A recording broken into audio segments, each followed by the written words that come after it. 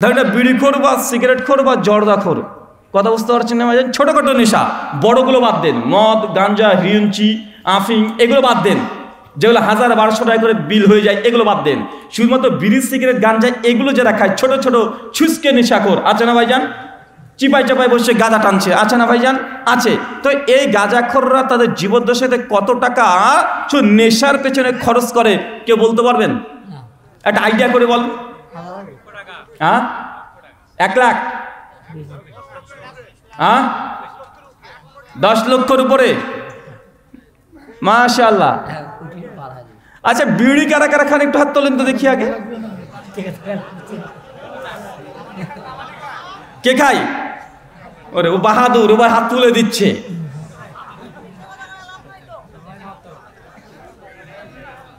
বাংলাদেশের রিপোর্ট বলছে বাংলাদেশের শতকরা 43% মানুষ তারা মাদকতায় আসক্ত। কত পার্সেন্ট? 43% মাদকতায় আসক্ত। কোনো না কোনো মাদকতা সে নিঃসন্দেহে নিচ্ছে। যেন মা চাচিরা কি করে, পানের বাটা নিয়ে বসবে, গুল করবে, জর্দা খাবে, তারপরে আলা পাতা দিয়ে কি একটা তৈরি করে ওটা খাই, আছে না নাই? আছে। মেয়েরাও যে পিছিয়ে আছে এমনটা নাই, তাদের মধ্যেও নেশা আছে না নাই? আছে। আর আমাদের চাচা ভাই যারা আছে তারা কমপক্ষে ছোটখাটো নিশালো বিড়ি খায়, সিগারেট খায়, আছে না নাই? এটা গোটা বাংলাদেশের রিপোর্ট বলছে 43% মানুষ তারা নেশা মাদকতায় আসক্ত আছে। 43% মানুষ। আর একজন বিড়িখোর তার প্রতিদিন কত টাকা খরচ হয়? প্রতিদিন হিসেব বলেন তো ভাইজান, কত টাকা লাগে?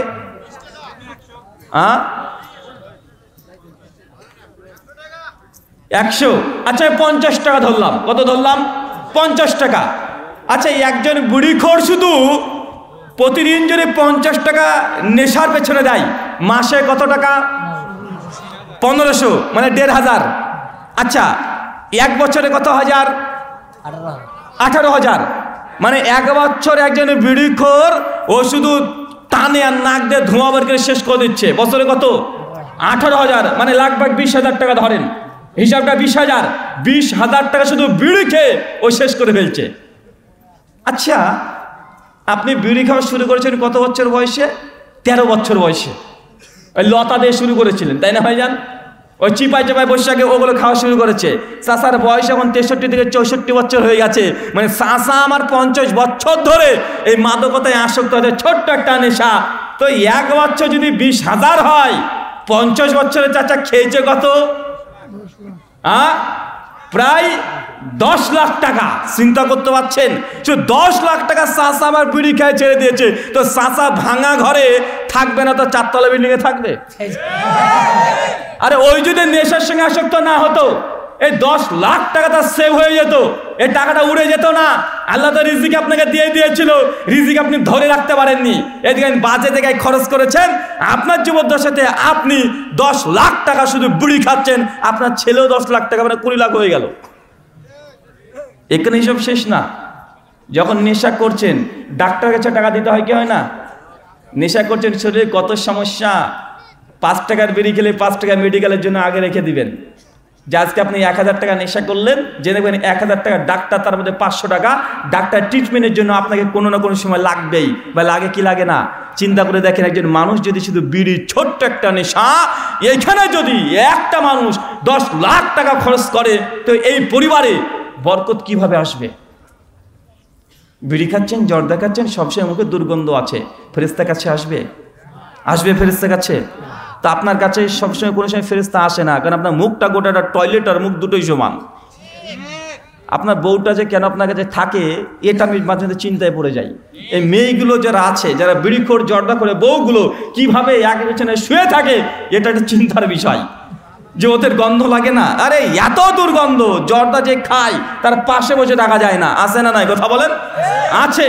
আল্লাহ সুবহানাহু ওয়া তাআলার কাছে দোয়া, এই প্রার্থনা, আল্লাহ সুবহানাহু ওয়া তাআলা যারা এই মাদকতায় আসক্ত আছে, তুমি তাকে পরিত্রাণ দান করো। সকলে পড়ি আমিন। এটা হচ্ছে একজন মানুষের 10 লাখ টাকা। আমি কি বলেছিলাম প্রথম পার্সেন্টেজ? গোটা বাংলাদেশে কত পার্সেন্ট মানুষ এই মাদকতায় আসক্ত? 43। তাহলে বিড়িখোর যদি একজন 50 টাকা খরচ করে, 43% বিড়িখোর আছে। বাংলাদেশের মানুষ কত? 18 কোটি। 43% হলেও কত কোটি আসবে? লাগভাগ 8 কোটি। ক কোটি? 8 কোটি। তাহলে 8 কোটি মানুষ প্রতিদিন 50 টাকা করে বিড়ির পেছনে খরচ করে। এখন 43% হলে কত হবে? দিন 4 কোটি। আরো হিসাব লাগান, একজন মানুষ যদি 50 টাকা হয় খরচ, 8 কোটি মানুষ খায়। আরে ভাই 1 টাকা করলে তো 8 কোটি টাকা এমনি হয়ে যায়, তাই না ভাইজান? 1 টাকা করে যদি একজন মানুষ বিড়ি বেচনে খরচ করে, 8 কোটি মানুষ খাচ্ছে, কত টাকা হবে? 8 কোটি টাকা। ও যদি 10 টাকা করে খায় তাহলে কত কোটি টাকা হবে? 80 কোটি। তার মানে লাগভাগ 40 কোটি টাকা বাংলাদেশ থেকে শুধু বিড়ির পেছনে প্রতিদিন বেরিয়ে যাচ্ছে। চিন্তা করতে পারছেন টাকার সংখ্যা কত? 40 কোটি টাকা। তো পেঁয়াজের দাম 300 টাকা হবে না তো কার হবে? পেঁয়াজের দাম 300 টাকা কেজি হবে না, গরুর মাংসের দাম 750 কেজি হবে না তো কোথা থেকে হবে? আরে 40 কোটি টাকা যদি প্রতিদিন বাংলাদেশ থেকে শুধু অর্থনীতি যে ডাউন হতে থাকে, বিড়ি খেয়ে, সিগারেট খেয়ে, জর্দা খেয়ে কোন উপকার হয়? কোন উপকার হয়? আরে খাচ্ছেন আর পায়খানা থেকে ছেড়ে দিচ্ছেন, এর চাইতে কিছু হয়? পায়খানা তো যায় না, বাতাসে উড়ে বেড়ায়। আবার ওখান থেকে অনেক রকম সমস্যা আছে। মানে প্রতিদিন যদি 40 কোটি টাকা শুধু অর্থনীতি ঘাটতি হয়, তে বাংলাদেশের ছোট্ট একটা জায়গা, এতে যদি 40 কোটি টাকা খরচ হয় তো বাংলাদেশের অর্থনীতি ধসে যাবে না তো কোন দেশে ধসবে? তার জন্য আমাদের পক্ষ থেকে সরকার, মাননীয় প্রধানমন্ত্রী বাংলাদেশের শেখ হাসিনা মহাশয়ের কাছে আমাদের আকুল অনুরোধ, বাংলাদেশের মাদকতা অতি বিলম্বে এটা নিয়ন্ত্রণ করা, এটা অবধারিত, নাহলে রাষ্ট্র ধ্বংস হবে, যুব সমাজও ধ্বংস হবে, তরুণ সমাজ ধ্বংস হবে, পরিবার ভেঙে খান খান হয়ে যাবে। বাংলাদেশের 2004 সালের রিপোর্ট বলছে রোড অ্যাক্সিডেন্ট হয় 765টা। রোড অ্যাক্সিডেন্ট মানে গাড়ি দুর্ঘটনা, মানে গাড়ি চলছিল অ্যাক্সিডেন্ট করে দিয়েছে। কত হয়? প্রায় 765 বাংলাদেশ প্রত্যেক বছরে। চিন্তা করা যায় সংখ্যাটা কত বেশি? 765%। বলছে শতকরা 15-25% মানুষ যারা অ্যাক্সিডেন্ট করেছে তারা নেশাগ্রস্ত অবস্থায় ছিল, মানে ড্রাইভার মাল খেয়ে গাড়ি চালাচ্ছিল। কথা বুঝতে পারছেন না ভাইজান? তা রাস্তার দুর্ঘটনা এখানে প্রভাব আছে না নাই? এখানেও প্রভাব আছে। আর হুজুর যারা আছেন তারা জানেন, অধিকাংশ তালাকের যদি কেস আমাদের কাছে আসে, এসে বলে হুজুর আর বলিয়েন না, কালকে রাত্রিবেলাতে রাগ হয়েছিল বউটার পুরে, দিয়েছি 3 তালাক একদম। তো হুজুর কিন্তু আমি এটা মন থেকে দিইনি, রাগে দিয়ে দিয়েছি। হুজুর বউটা আছে না গিয়েছে? তো ভাই আপনি রাগেই তো মানুষ তালাক দেয়। আজ পর্যন্ত কোনো তালাক কি দেখেছেন আপনি যে বউটার কাছে গিয়ে বলছে মেরে জান আই লাভ ইউ, 1 তালাক? ভাই ভালোবেসে কে তালাক দেয়? কথা বলেন। ভালোবেসে গোল হয়ে গল্প করে পাড়া মানুষকে ডেকে নিয়ে এসে একদম একটা গালে চুম্মা দিবার 1 তালাক দিবে, এরকম তালাক হয়? আরে তালাক তো রাগ করেই দেয় রে ভাই। ও যে রাগ করে তালাক দিয়ে দিয়েছি।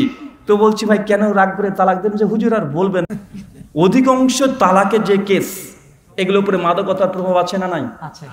মাদকতার প্রভাব আছে, এমন কোনো জায়গা নেই যে মাদকতার প্রভাব নেই। সবচেয়ে বড় প্রভাব ধর্মীয় এলাকায় তো আছেই, অর্থনীতি একদম ধ্বংস করে দেয়। আল্লাহ সুবহানাহু ওয়া তাআলা আমাদের প্রত্যেককে যা যা নেশাগ্রস্ত, নেশাদার জিনিস পান করে ছোট থেকে ছোট হলেও এগুলো থেকে বেরিয়ে আসা তৌফিক দান করে সকলে পড়ি আমিন। মনে রাখবেন, ইবাদত করার আগে এই মাদকতা মুক্ত যদি হতে না পারেন, ইবাদত করেও আল্লাহ সুবহানাহু ওয়া তাআলা আপনার ইবাদত কবুল করবেন না। কবুল করবেন? হানাফি বলেন, শাফি, মালিকি, হাম্বেলি, দেওবন্দি, বেরলবি, জামাত ইসলামী, চরমোনাই, ইনাতপুরি, জোনপুরি, রাজারবাগি, মাঝভান্ডারি, দেওয়ানবাগি, আটরশি, ফুলতলি, আহলে তাশাইয়্যু, আহলে সুন্নাহ, আহলে কোরআন যা আছে, হোক ফিরকায়ে বাতিলা বা হকপন্থী, সবাই একমত ইবাদতের পূর্বে হালাল রুজি বা লাগবে কি লাগবে না? কথা বলেন। হালাল জিনিস ভক্ষণ করতে হবে কি হবে না? হবে। কিন্তু আমরা এই জিনিসটাতে অনেকে গুরুত্ব দিই না। আল্লাহ সুবহানাহু ওয়া তাআলা তিনি আমাদের প্রত্যেককে হালাল খাওয়া, হালাল উপার্জন করা তৌফিক দান করো, সকলে পড়ি আল্লাহুম্মা আমিন। মনে রাখবেন, কিছু মানুষ যারা আছে ইবাদত করে জাহান্নামে যাবে। কোথায় যাবে? ইবাদত করবে অথচ জাহান্নামে যাবে। এটা খুব কষ্টকর নয় ভাইজান? ইবাদত করবে অথচ জাহান্নামে যাবে। কেন ইবাদত করে জাহান্নামে যাবে? এর অনেকগুলো কারণ আছে, শুধু কয়েকটা জানাই আপনাকে, যে আপনি বিশ্বাস করতে চান না, আপনি মানতে চান না যে ব্যক্তি মারা গিয়েছে 40 খানা দিবেন, দূর থেকে মনে হচ্ছে তো ভালো কাজ, তো ভালো কাজ, মানুষকে খাওয়াচ্ছি, এটা খারাপ কি ভাই? আছে না নাই? বাবা মারা গেছে, মিলাদ দিচ্ছি, ভালো কাজ তো। নবীর জন্য দাঁড়িয়ে আমরা সম্মান করে কিয়াম করছি, ভালো কাজ। সমস্যা কোথায় বা আছে না নাই? কথা বলেন। আছে। মানুষের আবেগ থেকে অনেকে অনেক রকমের ইবাদত করি, আমরা করছি ইবাদত। শয়তান আমাদেরকে ইবাদত অনেক সময় করিয়ে নাই, এমন কিছু ইবাদত করিয়ে নাই যে ইবাদতের মাধ্যমে আল্লাহর সন্তুষ্টি পাওয়া যায় না, বরং ইবাদত করিয়ে আপনাকে তারা মুশরিক বানাতে চায়, বিদআতি বানাতে চায়। আছে না নাই? আছে। সূরা গাশিয়া সূরা নম্বর 88 আয়াত নম্বর 2, 3, 4 পর পর পড়বেন।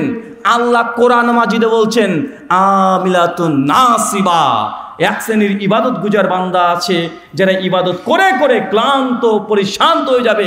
এত ইবাদত করেছে যে সব সময় দেখছেন লোকটা ইবাদত করছে, সব সময় দেখছেন তাসবিহ তাহলিল করছে, সব সময় দেখছেন নামাজে দাঁড়িয়ে আছে। এমন ব্যক্তির কথা বলছে আমিলাতুন নাসিবা, ইবাদত করে করে ক্লান্ত হয়ে গেছে।